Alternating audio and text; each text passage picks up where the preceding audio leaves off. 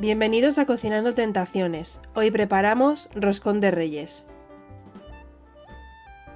Los ingredientes que vamos a necesitar son 240 gramos de harina de fuerza, 2 huevos, usaremos uno para la masa y otro para pintar el roscón, 80 gramos de leche, 40 gramos de mantequilla sin sal, ralladura de una naranja y de un limón, 60 gramos de azúcar, 12 gramos de ron, 6 gramos de agua de azahar, 10 gramos de levadura fresca. Para la decoración, azúcar, agua, almendra laminada o fileteada y fruta confitada. Comenzamos añadiendo la harina al bol de la amasadora, la leche, un huevo, el ron, el agua de azahar y la ralladura de limón y de naranja.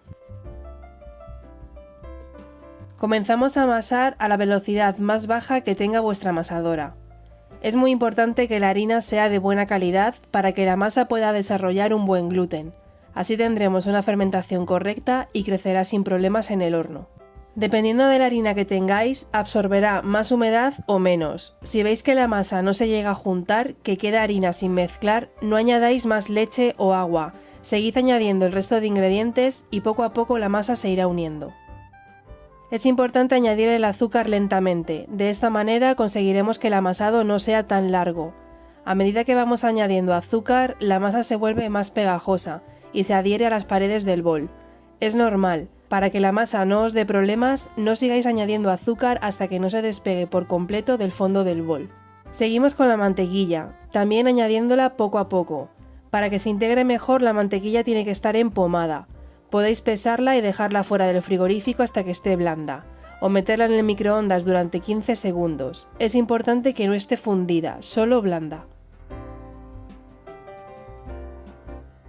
De vez en cuando, a lo largo de todo el amasado, parad la máquina y bajad la masa del gancho. Así amasaremos toda la masa por igual, ya que la masa que queda en la parte superior del gancho no se está amasando igual que la que está en la parte inferior.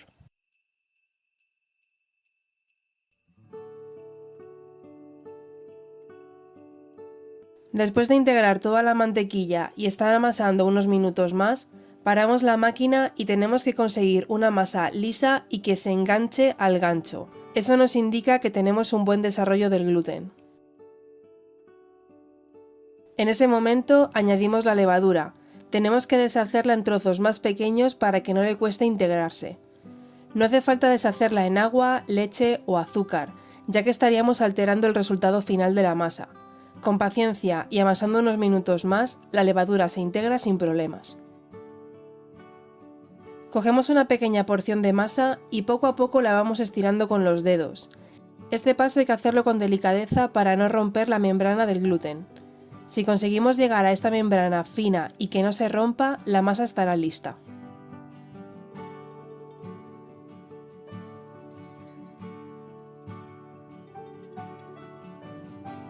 Colocamos un poco de aceite en un bol y lo extendemos por el fondo y las paredes. De esta manera la masa cuando fermente no se pegará al bol y será más fácil despegarla.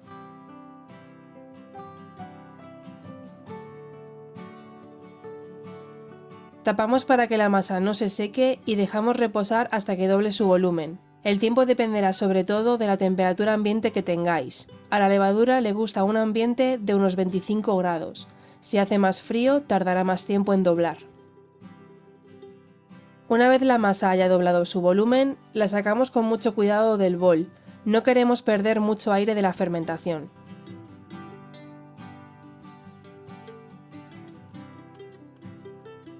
Le damos la vuelta dejando la parte más lisa hacia abajo y comenzamos a hacer pliegues hacia el centro. Con esto conseguimos que la parte de abajo quede lo más lisa posible.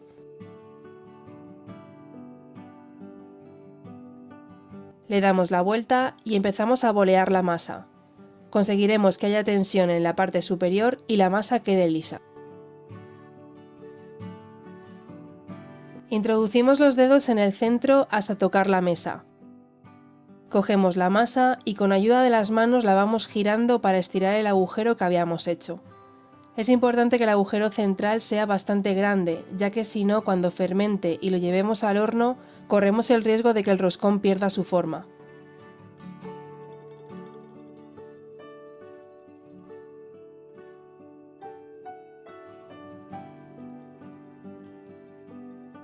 Lo colocamos sobre un tapete de silicona o papel de horno y le damos la forma final.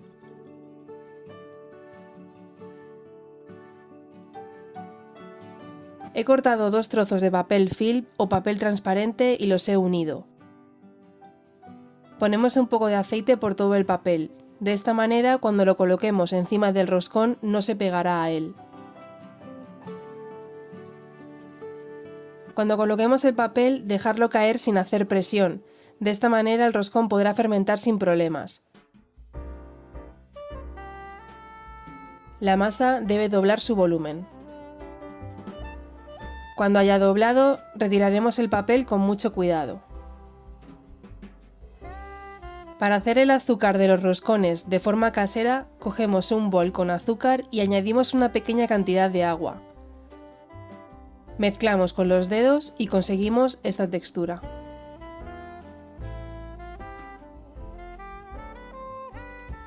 Batimos el otro huevo que teníamos reservado y pintamos todo el roscón con ayuda de un pincel. Es muy importante que no apretéis, tenéis que ser muy delicados ya que la masa es como un globo, está llena de aire y si lo pinchamos perderemos la fermentación y en el horno no se cocerá bien. El siguiente paso es decorar. La decoración de los roscones es muy personal, a cada persona le gusta de una forma y con ingredientes diferentes. A mí me gusta aprovechar las frutas para dividir el roscón en secciones, así luego me es más fácil colocar las almendras laminadas y el azúcar. Con los huecos que dejan las frutas voy alternando almendra y azúcar. Precalentamos el horno a 190 grados y horneamos 10 minutos. Después bajaremos la temperatura del horno a 170 grados y hornearemos 7 minutos más. Sacamos del horno y dejamos enfriar sobre el tapete de silicona o papel de horno unos 10 minutos. Pasado el tiempo, trasladamos el roscón con mucho cuidado ya que seguirá caliente sobre una rejilla y dejaremos enfriar por completo antes de cortar.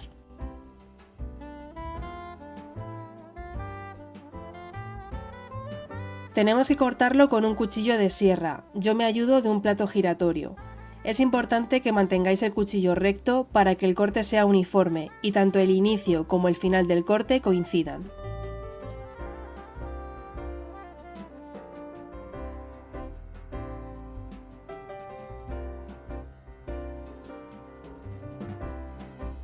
Para rellenarlo voy a montar 400 gramos de nata.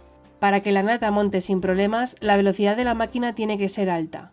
La nata tiene que estar muy fría, que tenga un mínimo del 35% en materia grasa y que sea de buena calidad. Cuando empiece a espesar ligeramente, añadir 40 gramos de azúcar poco a poco en forma de lluvia y seguir batiendo hasta que espese. Si os fijáis en el vídeo parece que la nata está montada, pero al levantar la varilla apenas se queda enganchada la nata. Esto nos indica que aún no está montada del todo. Con ayuda de una espátula vamos a mezclar la nata del fondo y las paredes, ya que la varilla no llega del todo bien y esta nata se queda más líquida. Volvemos a batir unos segundos con cuidado de que no se corte, y cuando paremos la máquina y levantemos las varillas, la nata se quedará enganchada en ellas.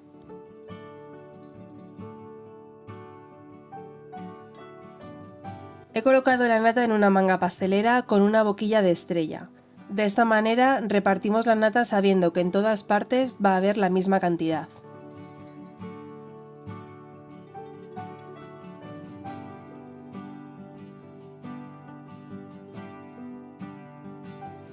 Un truco para que al colocar la tapa del roscón no nos aplaste toda la nata es colocar un poco más de nata en el centro del roscón. De esta manera, cuando coloquemos la tapa, se apoyará en la nata del centro y no en la de los bordes. Este roscón tenemos que conservarlo en el frigorífico, ya que está relleno de nata. Espero que os haya gustado mucho la receta y os sirvan todos los trucos y consejos que os he dado para hacer un roscón espectacular estas fiestas. Darle me gusta al vídeo y suscribiros al canal para no perderos ninguna de las próximas recetas.